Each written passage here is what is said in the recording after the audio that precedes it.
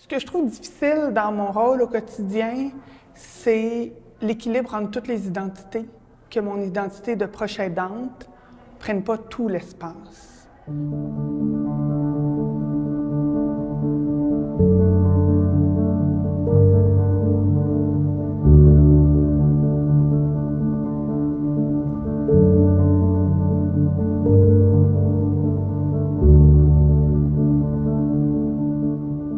Je dirais que le plus difficile au quotidien, c'était la charge mentale, mais c'est comme la saturation psychologique.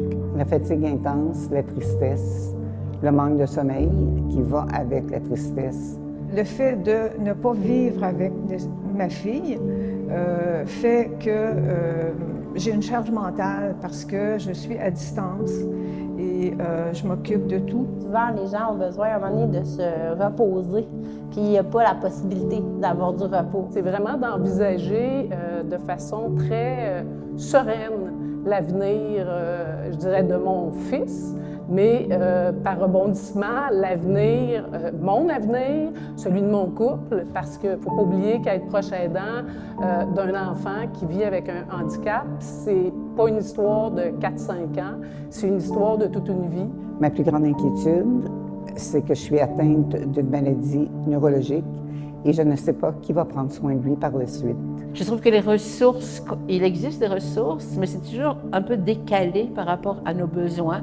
On dirait que ça ne marche jamais, c'est comme des ressources qui sont comme préétablies, ça manque de souplesse. Ce qu'on entend souvent, c'est avoir une vision systémique de la personne, de la famille puis de la situation, et non de soigner uniquement le problème. Donner le nom proche aidant à un ministère, c'est pas suffisant. Il faut concrètement nous inviter à la table des discussions.